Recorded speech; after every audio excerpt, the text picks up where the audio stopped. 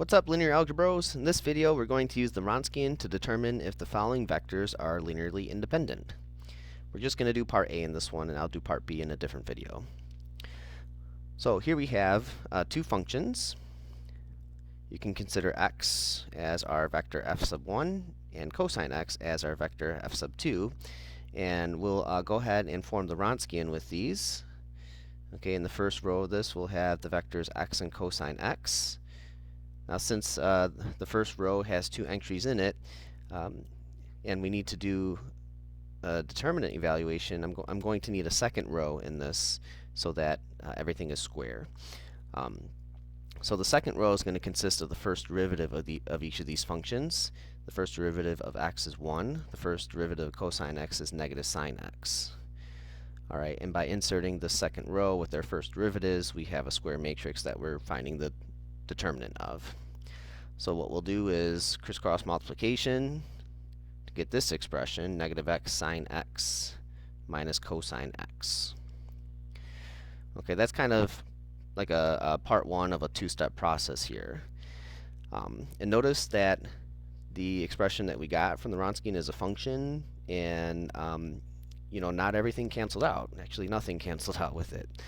So that's kind of a sign that these are going to be linearly independent. But let's go ahead and fully verify that by choosing a particular value for x. Keep in mind that we have the set of real numbers to work with, so just pick a value of x that's easy to use, maybe 0.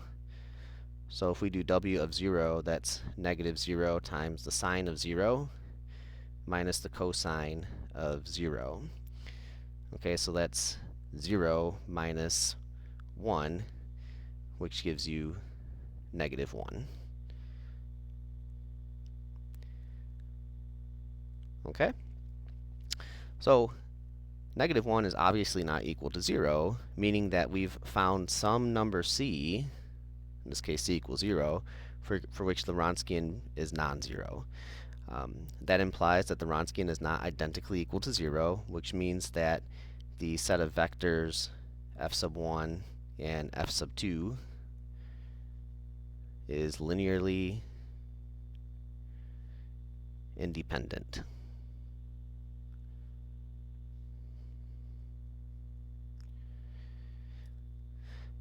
Alright, keep in mind the concept of linear independence. With this particular set of functions, what we're establishing here is that one of these two functions cannot be written as a linear combination of the other functions, which in a two-vector set situation basically means that one function is not a scalar multiple of the other. And hopefully that makes sense, because we could not scalar multiply cosine by anything to get it to equal x, and we couldn't multiply x by any scalar to turn it into the function cosine x.